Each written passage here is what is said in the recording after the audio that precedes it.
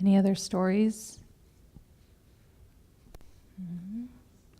I do have a couple that kind of came to mind because a couple of the original comments that were mentioned kind of stirred up some thoughts. So one of the first things, who was it? You were talking about kind of that culture that exists in treating employees like family and kind of really fostering and investing in them. And there's a story about a company called Barry Waymiller. Has anyone heard of this company? Okay, they're highlighted in a book called Everybody Matters, which I don't think we have on your list of resources, but is a great book. And they have a really interesting story because a lot of times companies, when they demonstrate resilience, they're going through usually a crisis happens, or they're irrelevant in the marketplace, so they really have to kind of reinvent themselves.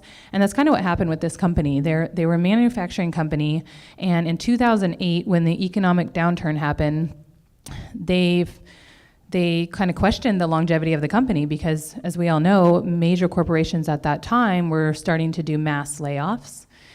And they were trying to figure out, one, how to maintain their company, and also they had a real investment into keeping all of their staff, which at the time was not the popular thing to do. The easy thing to do in response to the fact that you weren't doing more business was to let go of people.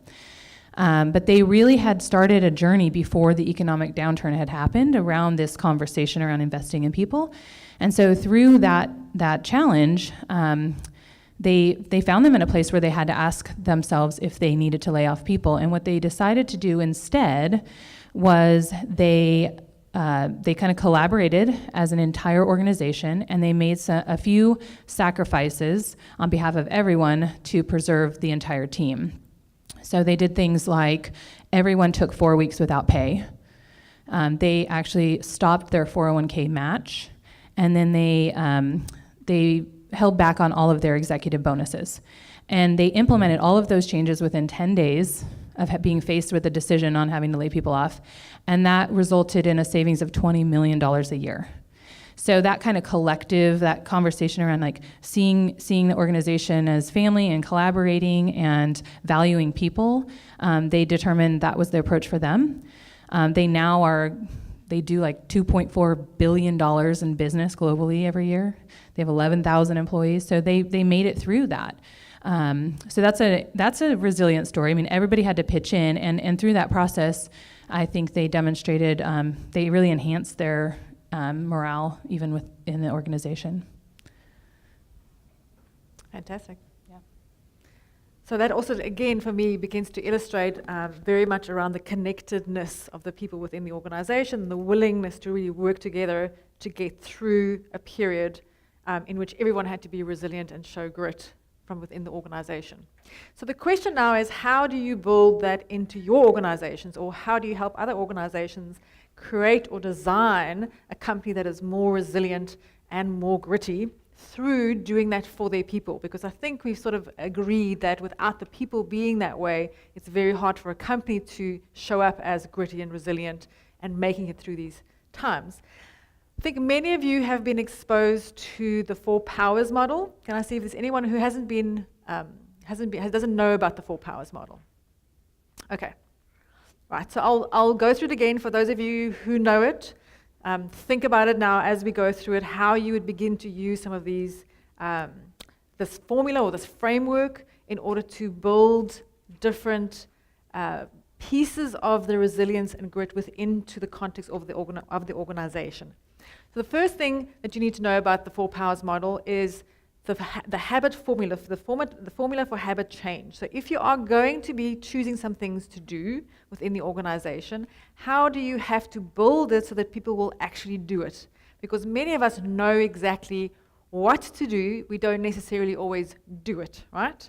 So you're designing for 2 things. You're designing for knowing what to do, and you are also designing for how to get people to adopt it and do it in a very engaged way rather than in a way that feels forced. In order for you to do that, you have to consider a few things. The first is what we call capability, the capability of the people within the organization and perhaps the organization itself. Are they competent and confident? So if you're going to ask them to do certain things or start practicing a new habit, whether that's connecting, whether that's exercise, it doesn't really matter what it is. Do they know how to do it? Do they require training? Do they need to be brought up to speed in some way or shown how to do it? So consider whether they are capable of doing it, if they have the confidence and the competence, the two together, to do that. Because they might even know how, but they may not feel confident to do it because it might be something new, a different way, a way they haven't tried before. And you can't really have one without the other. In order for you to have the best result is to be sure that they have both competence and confidence and are doing that all the time. The second thing is, are they motivated? Now, motivation, it's very important to think of motivation not as wanting to.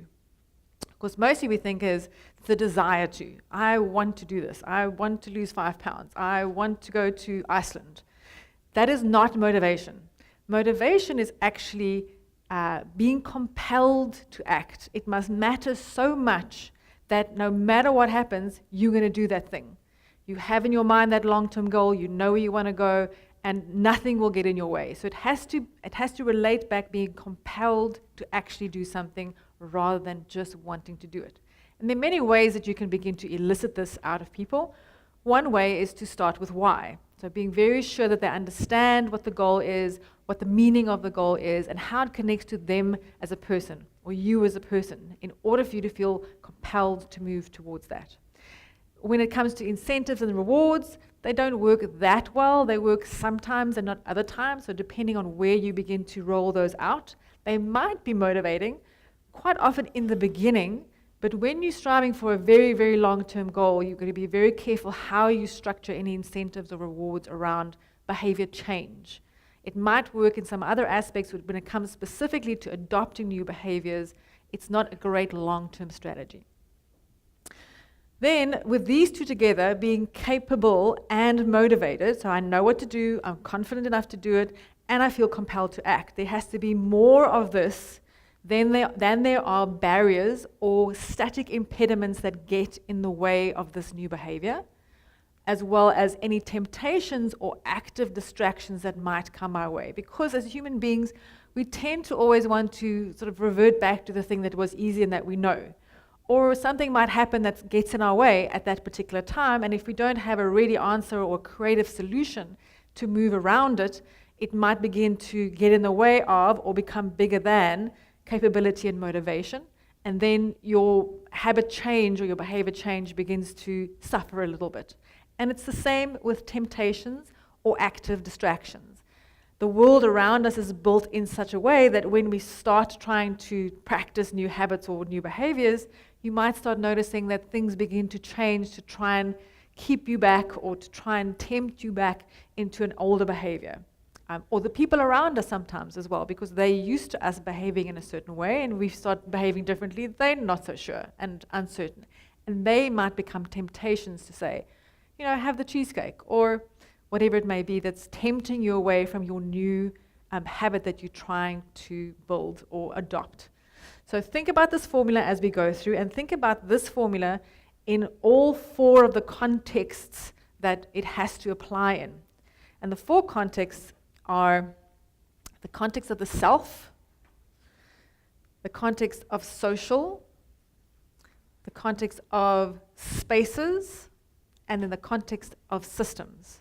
So that formula has to play out in each of these contexts ideally. It doesn't mean that you are going to be doing it all at once, because that's a lot to be changing, but when you begin to think about designing an organization for grit and resilience, begin to think which of these contexts would you get the best results out of the quickest to have some fast wins. So it may be that your company is set up, or the company that you're working with is set up, that there's some stuff happening in the context of self that we could probably begin to use the formula in that's going to give us some quick wins.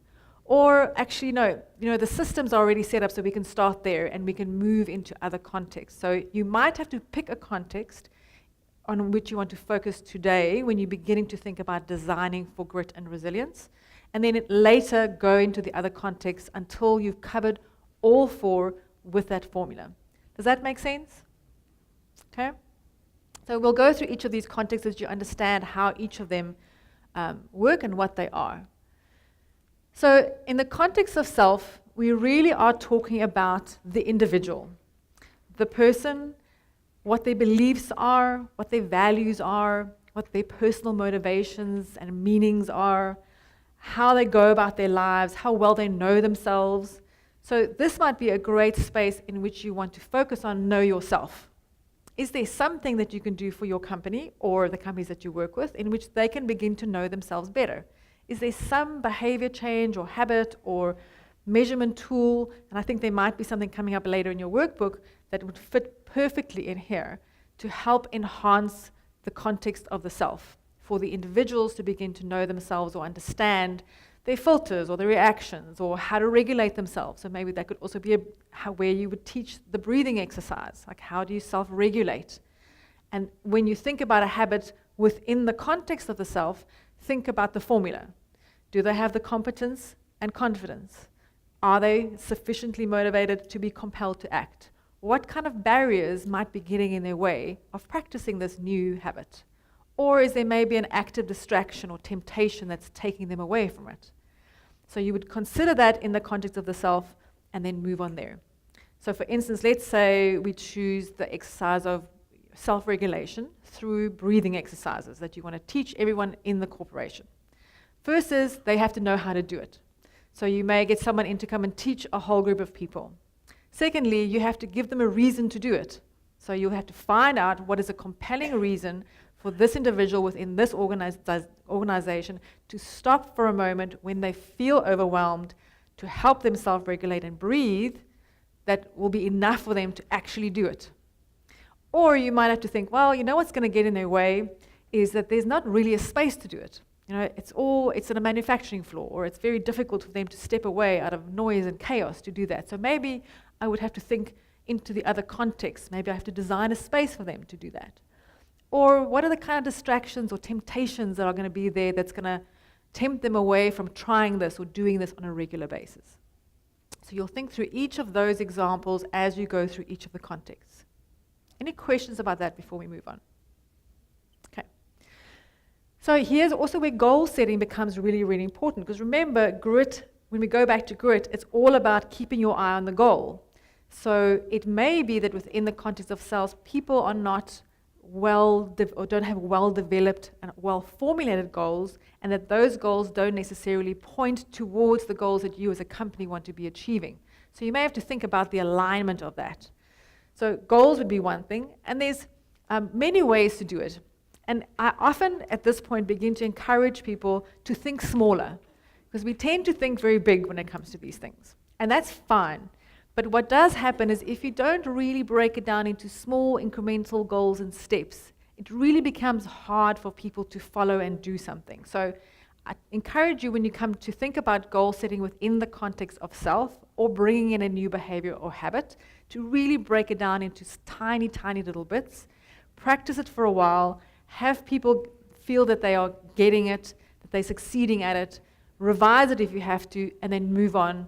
Set a bigger goal if you like, do that again and keep on doing that. And every now and again, maybe after sort of 3 goal settings in which people have actually succeeded, then you can set a goal that's maybe a bit of a stretch. That's a little bit difficult and they're probably not going to reach it. So it's a little bit outside of their scope of competence, but not out of their scope of confidence. And then let them either fail or succeed, it doesn't really matter, because one way or the other, they're still going to be collecting some of that habit and that learning which they will take with them.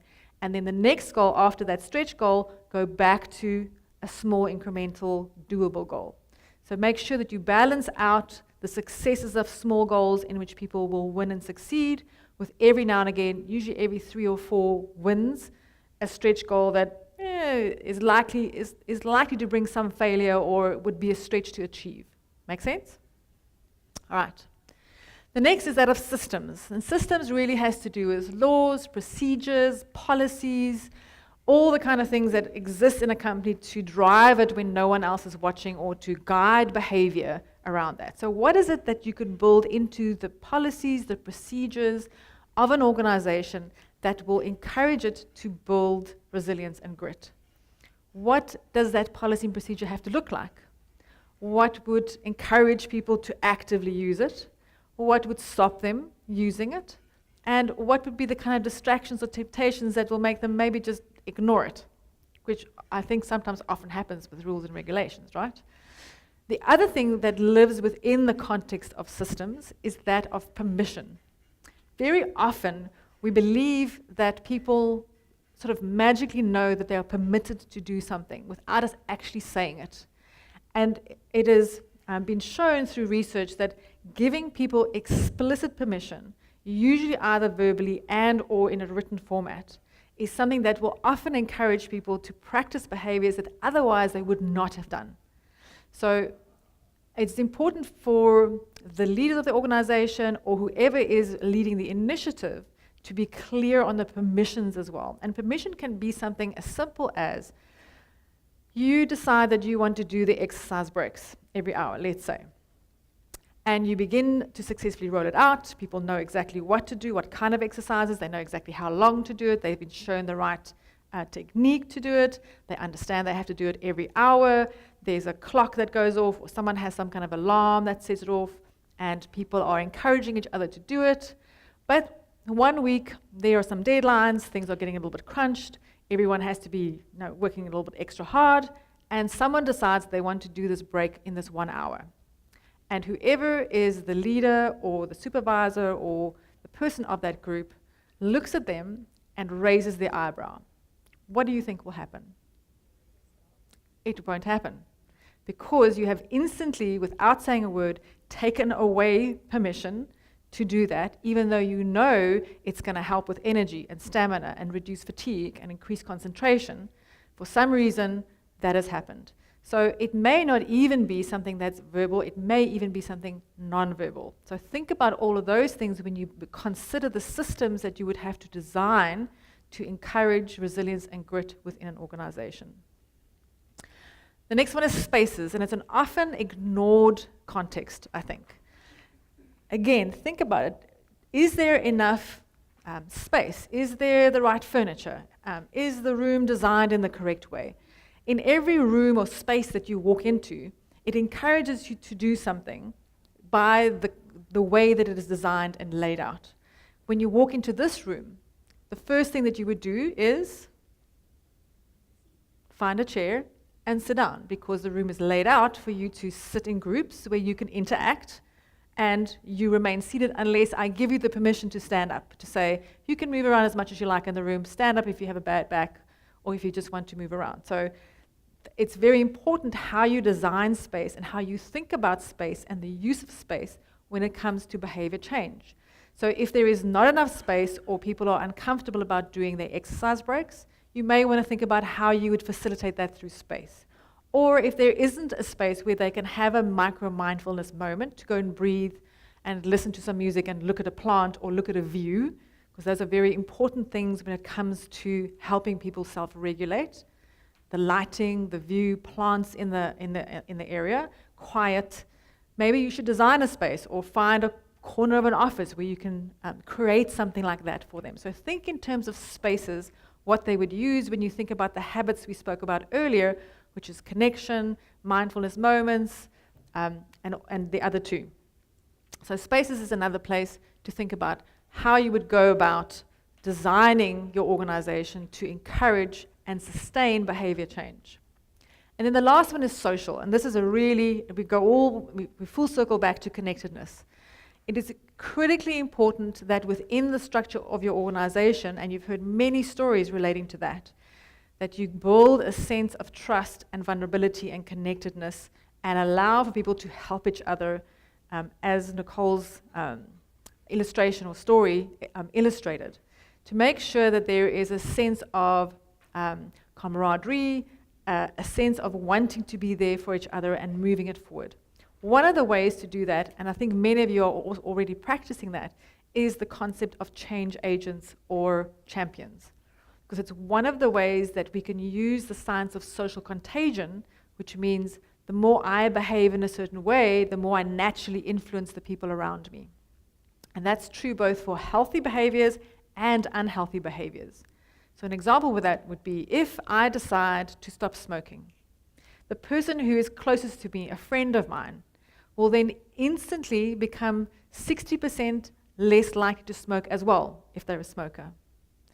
If they have a friend that I know, but may not be as good of friends with, the minute I stop smoking, their chances of stopping smoking, if they're a smoker, is about 30%.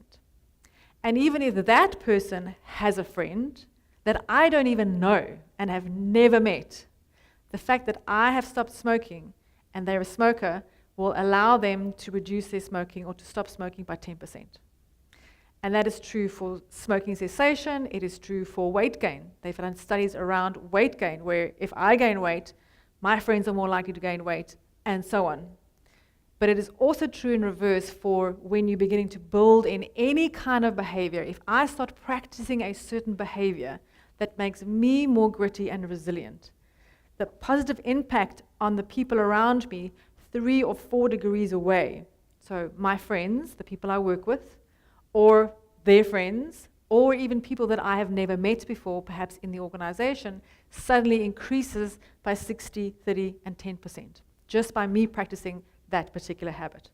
So think about social contagion in the context of grit and resilience, and how we can really begin to influence each other into healthier behaviors around grit and resilience. And I think there will also be a little exercise in your workbook that's going to help you with that. So the question now that Nicole is going to work with you is finding out how resilient your company really is. Okay, so in your workbook, the next page that we are moving on to is worksheet 3. And this is really a quick high-level assessment of how resilient you feel your organization is.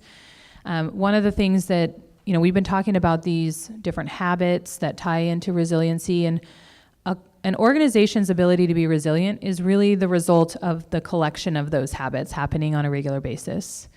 And so this is a really high-level assessment of some of the focus areas within the organization. It's either your organization is getting it right or it needs some work. And then to the right of that assessment, you'll actually see some recommendations on things that you can actually focus on to follow up on. So take a couple of minutes and run through this and identify how well you think your organization is doing in each of those areas. And then we'll reconvene.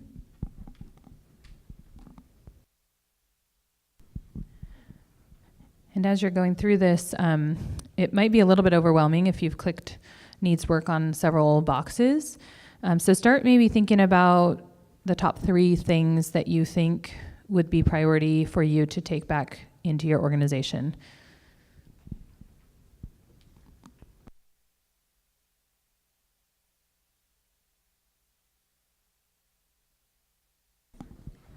Okay, I hear voices elevating, so that tells me that people have probably gone through the checklist.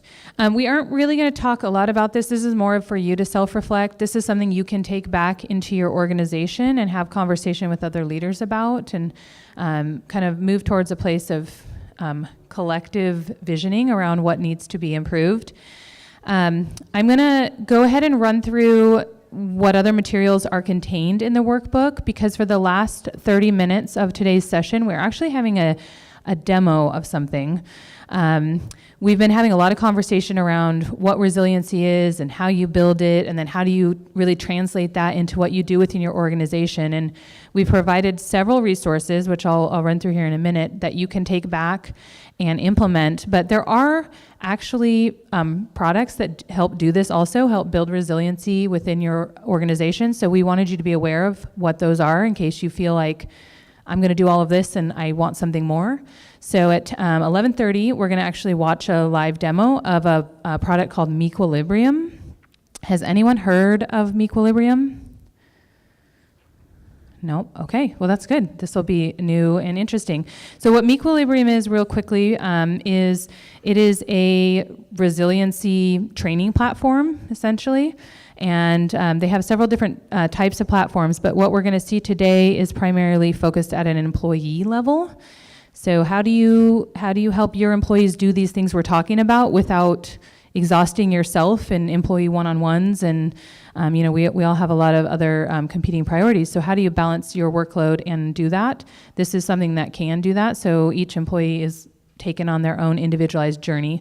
They do have another part of their platform that is focused on leaders, so helping kind of engage leaders.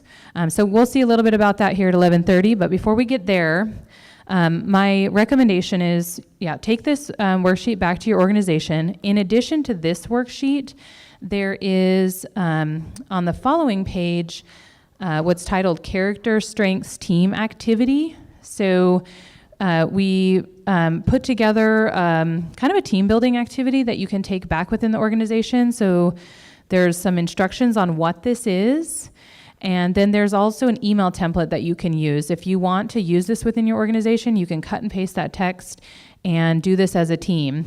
And these things really tie back into the context that Hanley was just talking about. So taking the assessment yourself and having employees take it is really on that kind of self level, if you will, the self context.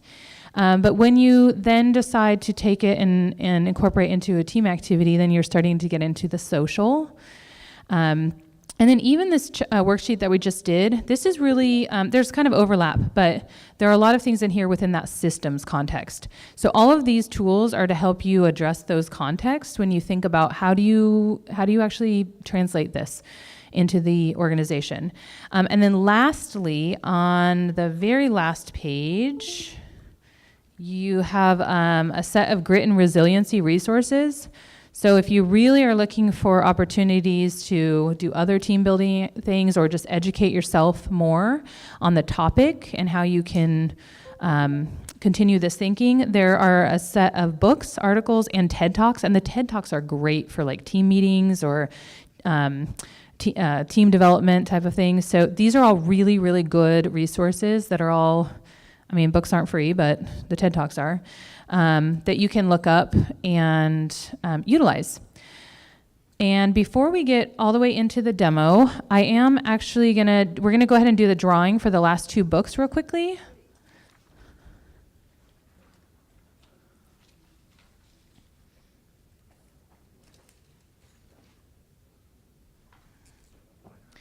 Next winner, Roger Heath. Okay. He was reluctant to claim. He didn't want the fame. So the book again is at the back table. You can go choose the book that you want of the ones that are left. And thank you. Mike Robbie. Did I pronounce that right? No. Close enough. We know who you are now. Okay, perfect. Okay, so we're going to dial in. Oh, okay. We're going to dial in here. And what's going to happen during this demo is that any questions that might come up have to be fielded through this microphone, which I will have. So if you have questions that are really pressing, raise your hand and I'll come over to you and I will interject during the presentation to make sure we get those questions addressed. If you want to hold your questions to the end, that's okay too.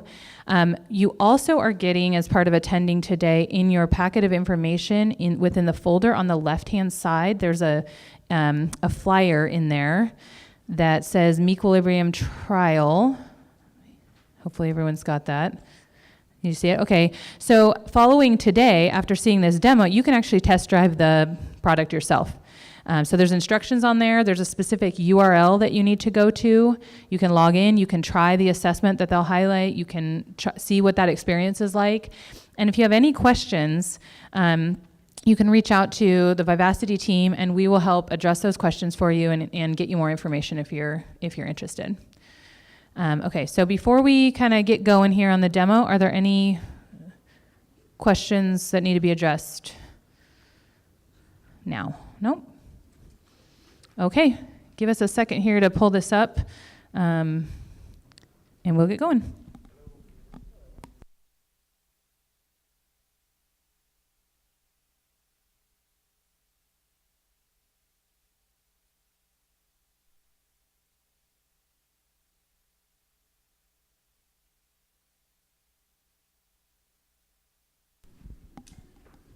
Hello, Amy? Hi, Amy. This is Nicole. So you are now being broadcasted into the room. I'm going to introduce Amy. She's with Mequilibrium. She's actually going to run through the presentation today, and I'll go ahead and hand it over to you, Amy. Thanks, Nicole. You can't actually drive and change someone's thinking styles and be able to allow them to cope and deal with and move through change effectively if you don't have a bespoke impact across multiple areas of work and life. And we also know that it actually plays a part in this kind of continuum. And again, if you have the foundation of resiliency as an individual or an organization, you can impact engagement, productivity, and self-care. You can drive more agility. You have less setbacks, right? It's mitigating the risk and the setbacks of as you go through change as an organization and an individual.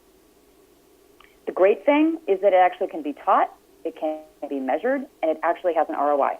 And for those of you in the room who are craving harder metrics and really want to understand from a business case perspective, how could I build something that actually has a measured output, we know and we can do for you an assessment of what is that impact and what does that look like and how does that translate. And so we know from a book of business perspective that if you can increase resilience by 12%, you have a downstream positive impact on increasing productivity, reducing turnover, and avoiding absence. And it can equate to an actual reduction per participant. I show you this slide not to boast. It's more around knowing that in the room there are lots of individuals and organizations that come from different sized companies with very different populations and potentially even different cohorts of populations therein. And I wanted to bring this to you because as you can see, it doesn't really matter what sector and space you're in. It doesn't matter your size. We have companies from Wall Street to Main Street who have 400 employees, 3,000 employees, 200,000 employees, even globally, who are using our solution. And they're really doing it to do a couple of things. They're arming their people with the tools to deal with this constant change and have the agility and the growth mindset and the grit to be able to move through that. They're also using us ahead of other solutions they have because they know that they have to have solutions to support actual conditions or actual situations that an employee needs, but they have to start investing in something ahead of that. And I'm going to show you a couple of our products. One's called Engage, one's called Empower, that gives you a little bit more of a sense of how we're making those impacts with these organizations. Just a few stats I think it's good to know and a little bit more on our science. We see very high engagement, sometimes higher than EAP. We have strong persistence in the product and utilization therein. We actually have greater predictability in driving certain aspects beyond an HRA, such as depression, sleep, pain, and burnout. And we've been correlated against those 6 gold measurement standards. At some point, if you're interested in continuing talking with us, I can take you through all the math, and I can take you through all the research and the science and the peer review articles. But the key is that our science has been validated by the gold measure standards you would expect to have the rigor to be able to show that ROI and to actually show impact. And again, going outside of kind of just the thinking style part of what we do, but how does this have this kind of comorbid or this other aspect and downstream impact in other behaviors? We can see improvements in sleep, work-life balance, improvements in pain management, and increases in eating habits. And we also can show impact on absenteeism and how that actually affects the bottom line. We can show organizations how they save money by virtue of having a more resilient workforce and a reduction of absenteeism therein. These are the 2 products I mentioned earlier. I'm going to walk you through Engage and Empower during the demo in a couple of seconds. For your trial, you'll be using Engage, which is the individual experience. And that is really the one that we're going to talk about most, that you're going to see in the demo, and again, that you'll have the experience directly therein. We've built a layer onto that called Empower. And this is really harnessing all of what the Engage individual tool can do for every employee and allowing managers of teams or even people who manage projects, which means they're now managing teams, be able to leverage all of what those individuals are learning through the tool and add to on top of that. It's sort of a training tool, if you will, on top of the Engage product. This is very important, and you'll see this firsthand as you go through the trial. And if you remember back to that circle that I showed you where I spoke to the bespoke nature of what needs to be done to really drive true resilience, we know that in order to truly uncover thinking styles and impact those thinking styles in a way that's driving, again, better employee engagement, more productivity out of those individuals, and better self-care for themselves, you have to address this holistically. And it has to be things that's inclusive of mindfulness, eating habits, problem solving, dealing with stress, dealing with work-life balance, having a sense of meaning and purpose. All of these things are incredibly interrelated. The assessment, the science, all of the outputs that you're seeing and will see are all generated off of a question set coming out of all of these areas. How does it work? You take the assessment. It's about 93 questions. I know it sounds like it's long. It takes about 15 minutes. That's uncovering every individual's thinking styles. From there, everyone gets a sequenced, personalized journey. What's key is the sequencing. There are other skills, and I'll show you, that you can pull in. But the idea here is, tell me what's wrong and what my roadmap is and what do I need to do. From there, progress tracking is you'll go through a number of skills and a number of activities, which I'll show you, a few of those. Each skill has 3 to 4 activities, depending. It's a video, it's going through scenario, it's even journaling. But the idea here is I've understood my thinking traps, my thinking styles. I want to work on those, and then how's my progress going and what do I do with that? The engagement mentioned here is all of our outreaches to individuals are personalized and they're all behavioral. So it's not, hey, just come back to equilibrium. It's you left off here in your assessment, or you left off here in a skill, or have you thought about this? It's driven off of you. It's driven off of your assessment. And then obviously from an organizational and business perspective, we have very robust reporting. The Vivacity and Premera teams can take you through that at some point, or I'm happy to help. But a lot of very actionable insights in understanding at the population level and even at a more segmented level, what are equilibrium scores looking like? Where do people fall on factors of stress? What are their overall 18 factors assessments? Just very interesting, again, actionable information. So with that, I'm going to pop over to the mobile app just to show you that we do, in fact, have a mobile app. I would encourage you, as you go through your trial, to use the mobile app.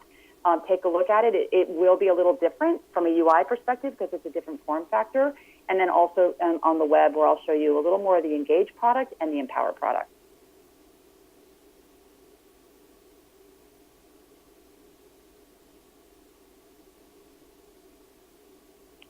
So this is Mequilibrium, the app. And again, as I mentioned, you're going to see some different aspects of this.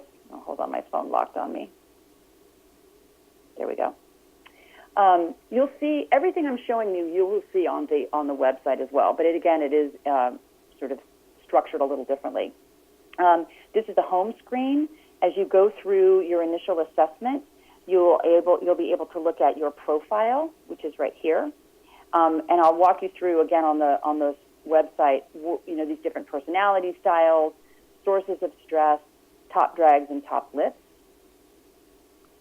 This is an example of your journey, again, the sequence journey that you go through. Some of the additional activities are also available here. Cup of Calm is really interesting. It's typically the way people first are exposed to Equilibrium on the onboarding process at initial implementation. And these are both blogs and webinars that people come back to over and over again based on what they're interested in learning more about, just in general in terms of content availability. And then progress tracking. So again, just quickly wanted to show you that so you're aware of it. And again, I would strongly encourage people there to do both, utilize both the mobile app and the website. So now at the website, let me walk you through a little more of when you go through the assessment, where do you land and what do you learn? And it's very simple and very straightforward. You learn your personality, your MeQ personality, which is your resilient style, which is how you respond under stress. Your main sources of stress, exemplified against family, finances, health, job, relationships, and success. You also start to understand your top drags and your top lifts. This is what informs your sequence journey because you're going to focus on your drags and optimize towards your lifts. Just quickly on each of these, the personality style is very interesting. All of us will fall into one of 5 categories. In this case, this user, Jamie, is a caregiver. The motto is, I'll take care of it. That's known for an open door policy. Hidden talent is empathy. Possible pitfall is work-life balance. You can go in and Jamie can learn more about what does that really mean? What are those upsides and downsides? How much of the overall MICU population falls into that category? And if he's interested, he can also go and look at the other breakdowns. What I found fascinating in my work here is how many people who go through this experience say, yep, I'm a problem solver, or yep, I'm a caregiver. And it's a very positive veneer. And it creates this idea of, again, cultural transformation. These are kind of labels that you can speak to, like there's psychological safety around them. They definitely have downsides, but they don't come off that way. And people are intrigued as sort of learning about, if I am a problem solver, what are the things I need to work on? There's good there, but what's not the not good part? Same thing with caregiver and the other personalities therein. Sources of strength are going to be static, right? So that's coming off of the assessment because this is really sort of where the big focus is. And you'll see a little bit coming through in the assessment and the factors there. But this is really, really demonstrating what are the big buckets of things that try on me, that are really top of mind for me when it comes to stress management. And then as I mentioned, and I'll show you in a moment, the top drags and the top lifts. So you also get a MICU score. In this case, Jamie's 48 out of 100. It's not like in school in F. Our median is a little higher, about 60, 63. And this is the number that goes up over time as people go through their skills and go through the activities therein. And it just gives a nice kind of barometer and a judge of where do I sit? You know, what do I look like on a number basis, and how do I impact that? This is the area, as I showed you in that slide, that holistic learning approach. So again, keep in mind that, you know, resilience is really about uncovering thinking styles across a multiplicity of behaviors. So we are measuring to physical activity, work-life balance, eating habits, sleep, connection to work, sense of pressure, pain, life satisfaction, self-confidence, mindfulness, focus, positivity, meaning and purpose, problem solving, peace of mind, emotion control, support system, and empathy. And there's all types of functionality about looking at community averages and looking at progress. There's a lot more information available to the user, but it really is about understanding where do I need to start, what do I need to work on first, how do I build on that, and then how do I actually optimize up to my other skills. The other thing I would say here when people ask about, well, how do people engage and for how long and are they going to really use it? It's interesting because this is not about mastery. This is about ongoing learning. And I'll show you when I demonstrate the other activities why that's important. But this is really about consistently understanding how do I get better? How do I think more about how I think? How do I apply that situationally? What episodically comes up for me? So you saw the percentage of persistent utilization of us. We see people in years 3, 4, and 5 who are continuing to come back and look at cups of calm, adding new skills to their journey. This is about an ongoing tool to really help individuals and organizations continue to have better engagement, be more productive, have better self-care, and really drive this fundamental idea of constant cognitive upskilling. The other things that you uncover as you go through your journey is your signature emotion, your thinking traps, and iceberg beliefs. These were very interesting. I've been in the industry for quite some time and have been working in and around equilibrium for a number of years. I didn't even learn about this till I got here, and I think it's incredibly interesting that in our home lives, in our core home lives, until we're about 8 or 9 years of age, these iceberg beliefs solidify in us about that time. Sometimes we don't even know what they are. They're subconscious to us, but they drive quite a bit of behavior because they're thinking, right? They're thoughts that are driving that behavior.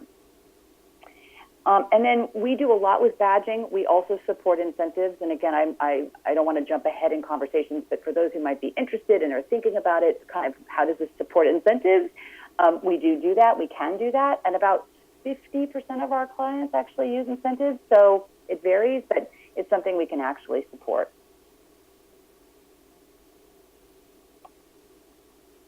So I'm going to go to the dashboard and journey. So dashboard's going to have a little more functionality just so you're aware of that. But the journey is still the same. And I'm going to walk you through Change Your Mind, Change Your Life so that you can actually see a skill, some of the activities, reassessment, badging, and then I'll move into the additional activities, and then we'll probably jump over for a moment into Empower. Nicole, before I kind of keep going, is everything good? Everyone's hearing me and seeing everything? We are hearing and seeing you. Are there any questions that the room has before we keep moving forward? Nope. Okay. Oh, I'm sorry, I didn't see your hand up there. How much does it cost? I'll talk to you after. We'll talk after the demo. I'll give you some pricing estimates, but it's relatively reasonably priced compared to a lot of platforms. You're probably looking at like $1 PEPM. So we can talk more though, if you're interested. Any other questions? Yeah.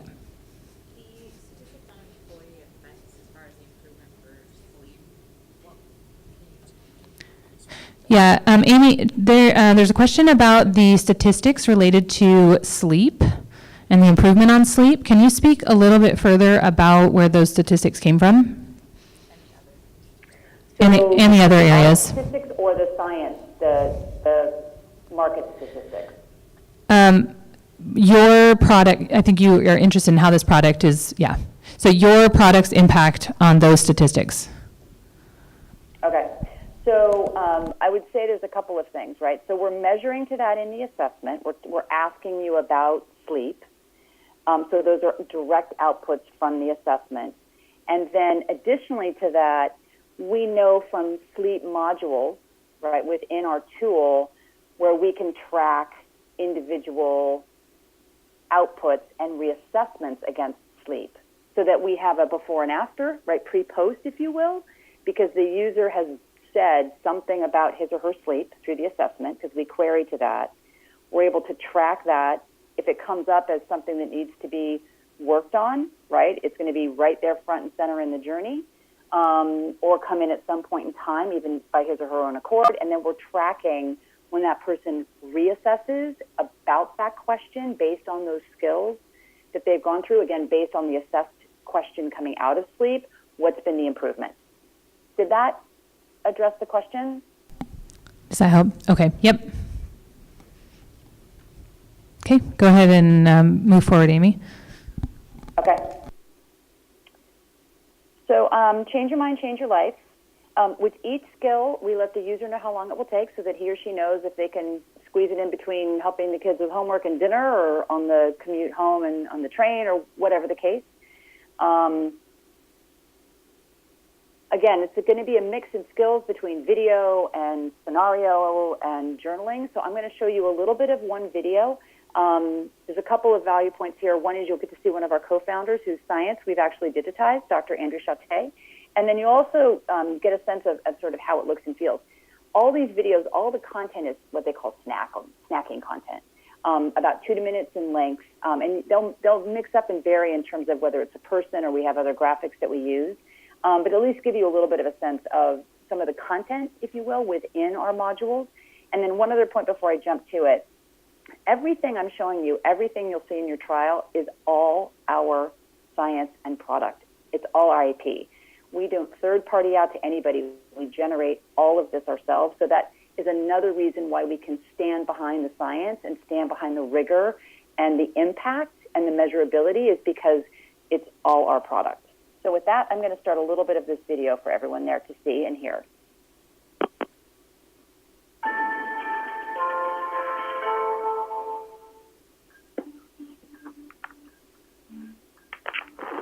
Emotions tend to get a bad rap. You're so emotional. Don't be a crybaby. Get a grip. But expressing our emotions is a healthy way of expressing ourselves. Things get more complicated when our emotions take over and get in the way of problem solving, which happens to all of us, often without even realizing it. The emotion radar skill is all about being in command of our emotions, what we call emotion control. So the users start to understand what is emotion control, why does it matter. You then move into, in this case, a scenario, and I'll just set this up very quickly. We've been working very long hours for the past several weeks on a critical project. You've been burning the midnight oil. This day has been a particularly long one, and as a result, you're late to dinner with your significant other. You get there, and you're very quickly aware of the fact that things are not feeling warm and fuzzy in the room. All is not well, and your partner says, you know what, you're a workaholic, and you do not make time for us. You do not prioritize this relationship. So you read the outputs, right? You read these reactions, these guttural responses that you would have to this situation. I'm just going to choose embarrassment as an example. Then you start to learn now, okay, what is a signature emotion? So again, I'm going to show you a little bit of this just so you can see a different approach in terms of how we're doing the messaging and helping the individual understand the skill.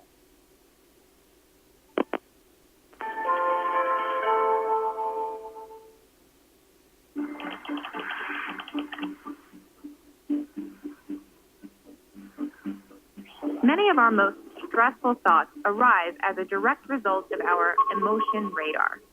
This radar is our way of perceiving the world. Just as we develop habits in what we like to eat or how we talk, we develop habits in how we think. And these habits often foster negative thinking. The bad news is that research shows that it's human nature to spend more time and energy focused on negative events and feelings than positive. So again, we have a different approach in terms of the graphics, but the idea, again, is helping the user understand the signature emotion and isolating that signature emotion.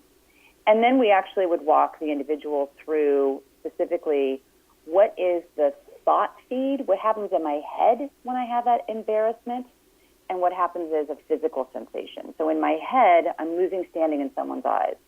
My physical feeling is restless, agitated, reddened-faced, feeling like others are judging. And again, helping you to really be aware of the thought and how it's driving and what it's driving physically and how you're reacting to the situation. Journaling is interesting, and just from an employer HIPAA compliance perspective, this is never shared externally. But this is really this idea of you get it out of your head, sort of written down. And people will write keywords, they'll write prose, and they can go back and look at these. And this is really about trying to further apply what the individual is learning about changing your mind, changing your life, this skill, and then really taking this activity and moving it towards more of a demonstrable usage.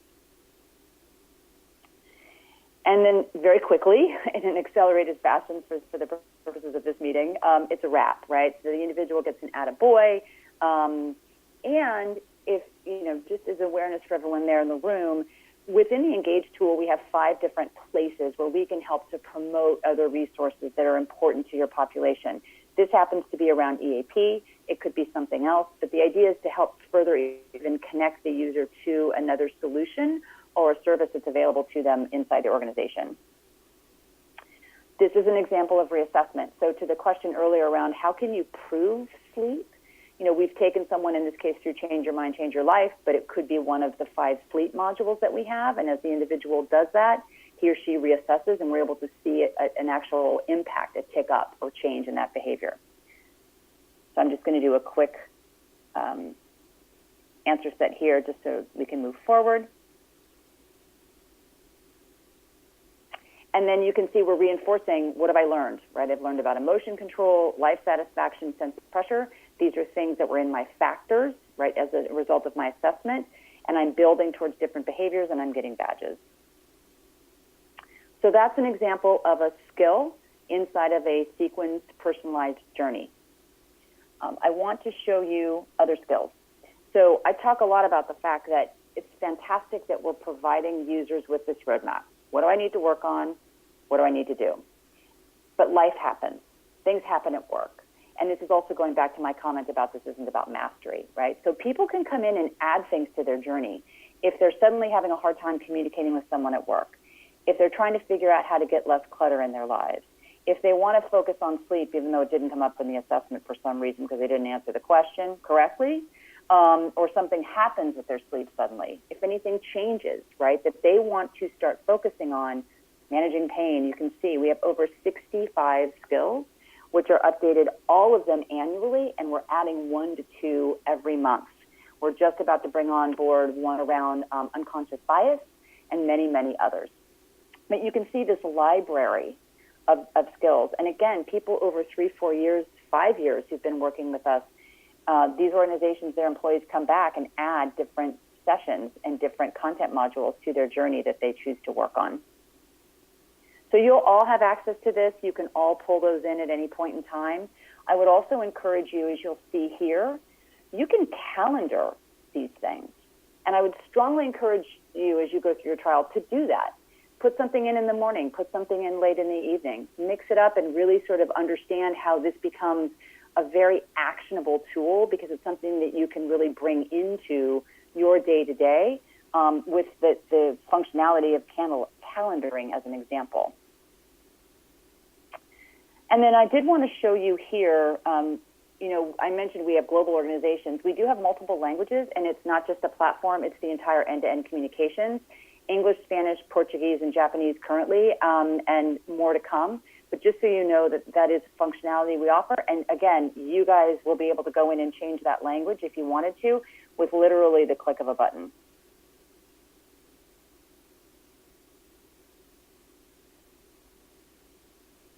So before I jump over to Empower, Nicole, any other questions in the room or anything else anyone would like to see within Engage? Any questions? Yep. So one question, this is set up to be like used by an organization for their internal employees. Is there the ability for an individual to sign up to it on their own, or for individuals within a population to do so? So this is a platform that is made available to individual employees through their organization. So it's sponsored and funded by an organization and then offered to every individual in that organization. Did that answer the question? Well, kind of. Could it be used for, let's say as a test for a small town, if somebody sponsored that for use? We don't currently have a direct consumer available product in the marketplace. So you wouldn't be able to go to the URL or to the App Store, Play Store, and download the app and do that. It is an experience that is funded by organizations at some level. I think, Amy, what he's asking, though, is if someone in the town were to sponsor it as the quote-unquote employer and make it available to all the residents, we could potentially allow them to access.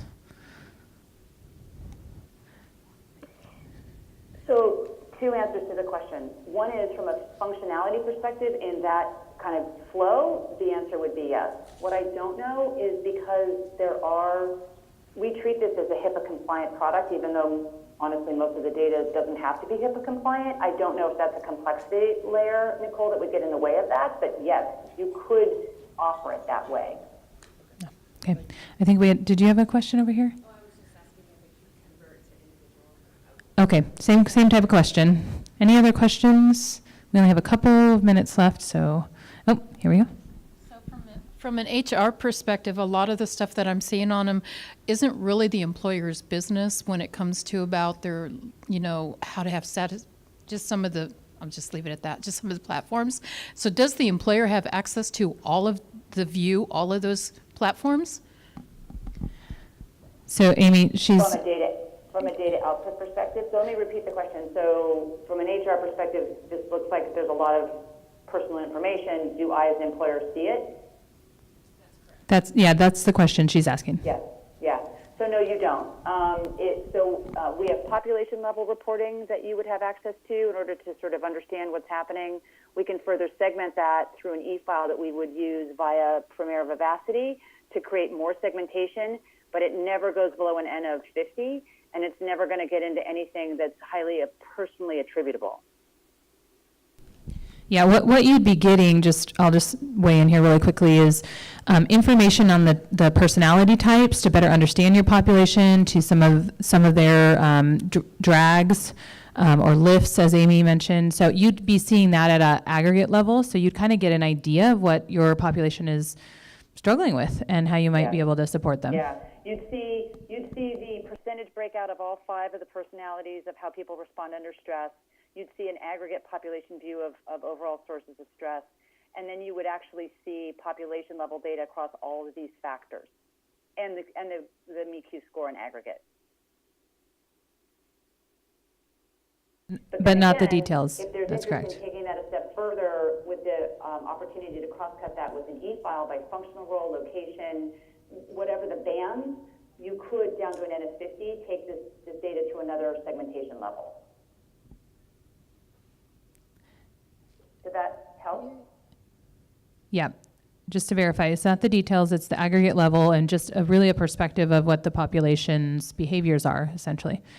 I think many people have a hard stop, Amy, so I might have to say we can't get into the Empower, but if there are people in the room that are interested in hearing more about the leadership part of this platform and how you leverage that for your organization in a different way, we can help get you that information. Are there any last absolutely. questions from the room? Nope. Okay, Amy, thank you so much for your time. We appreciate it. Thank you, everyone. I appreciate it. Hope you enjoy your trial, and I look forward to hearing your feedback. Thanks again. Is this still going to work, or do you have to hang the phone up? Hello? Okay. Okay, so we are right at noon, or just seconds before it. Just want to say thank you for your time today, and hopefully you'll find some helpful resources that you can take back, whether it's the things in your packet or whether it's something like this. Either way, this can do nothing but help your organization and the culture, and as we know, that translates to business outcomes. If you could leave your name tags on the table, that'd be great. We'll go ahead and collect those. If you have any questions, happy to answer those. And if you think of things that come up after and you're like, how do I get a hold of people? You can reach out to your Premera contacts and they can get you in touch. So thank you very much.